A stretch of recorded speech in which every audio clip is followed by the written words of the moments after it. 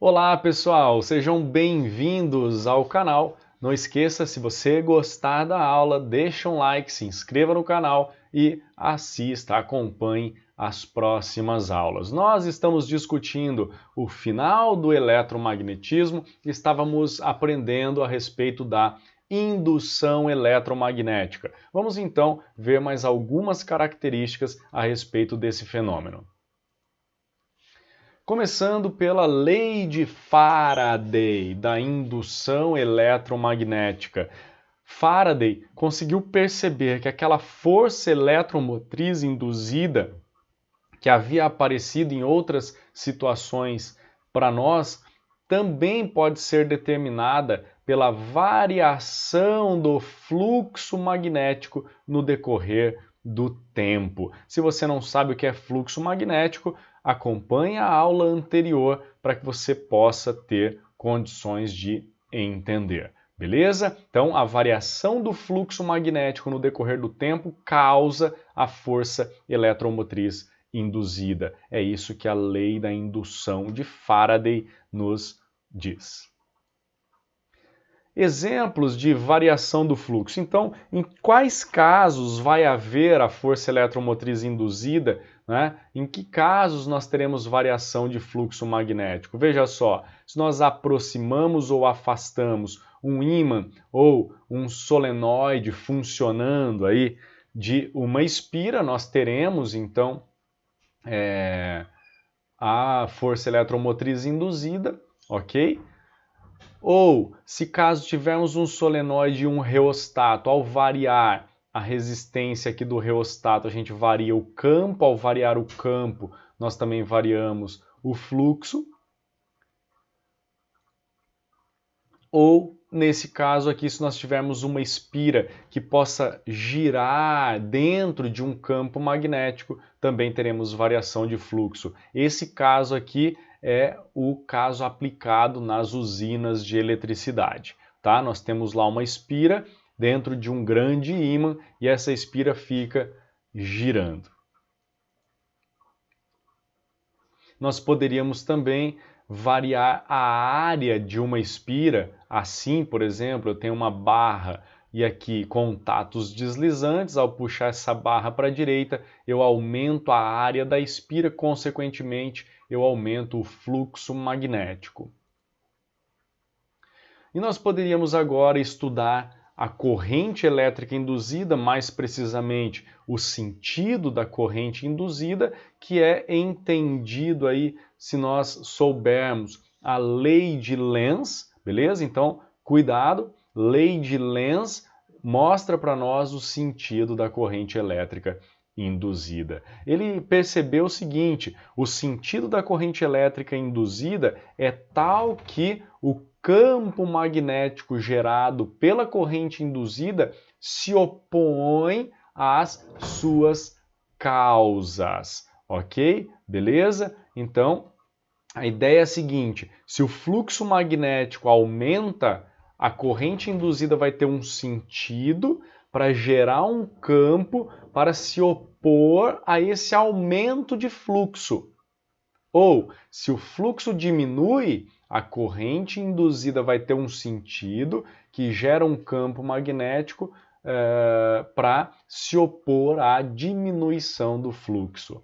Beleza? Então aqui você pode pensar em duas situações. Quando a gente aproxima um polo norte de um ímã, nós estamos aumentando o fluxo, surge então uma corrente elétrica nesse sentido aqui. Se você estiver olhando do ímã, você vai ver a corrente no sentido anti-horário, beleza? E nesse caso, nós teremos uma espira com uma polaridade norte aqui. Portanto, o ímã ele é repelido pela espira, ok?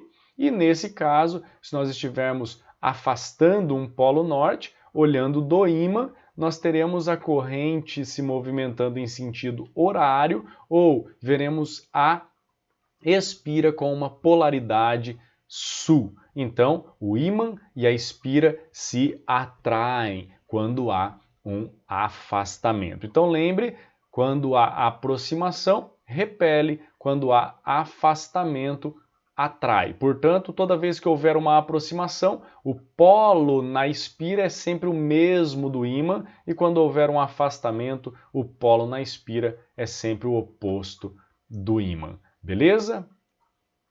Uma outra situação, uma aplicação agora é o microfone, né? Então, eu estou usando aqui um microfone e justamente está acontecendo a indução eletromagnética para que eu consiga transformar a onda sonora em impulsos elétricos, ok? Nós temos aqui uma bobina, tá? E essa membrana aqui, a gente tem um ímã aqui, tá? Então, à medida que a gente fala, essa membrana, ela vibra, fazendo com que o ímã vibre também, tá? E aí, então, com a corrente elétrica induzida aqui devido ao movimento do ímã, nós teremos uma corrente induzida. E essa corrente ela vai ser maior ou menor dependendo da vibração daquela membrana. Sendo assim, nós conseguimos transformar a vibração de uma onda sonora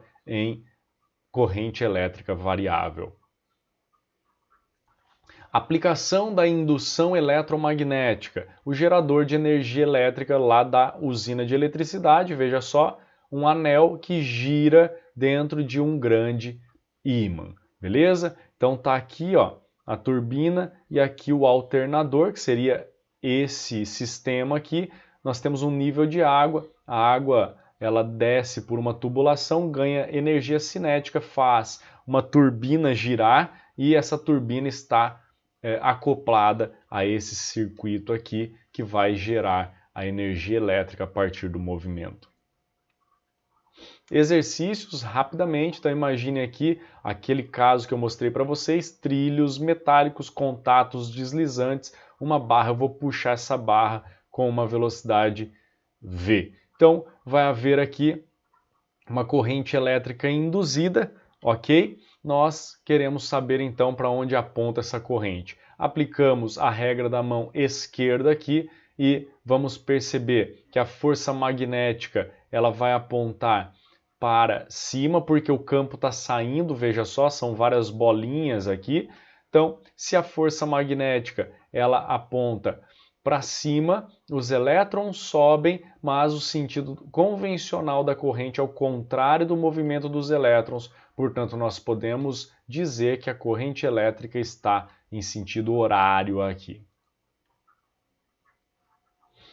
Surge então, pessoal, uma força magnética nessa corrente para a esquerda, ou seja, se eu estou tentando abrir a área aqui, se eu estou tentando puxar a barra para a direita, surge uma força para a esquerda, tá? Que dificulta o movimento da barra. Assim como aparecia uma força magnética contra o movimento do ímã há algum tempo atrás, aqui aparece uma força magnética contra o movimento da barra.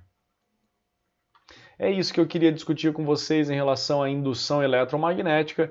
A gente se vê na próxima aula. Se você gostou, deixe um like e até lá. Tchau, tchau!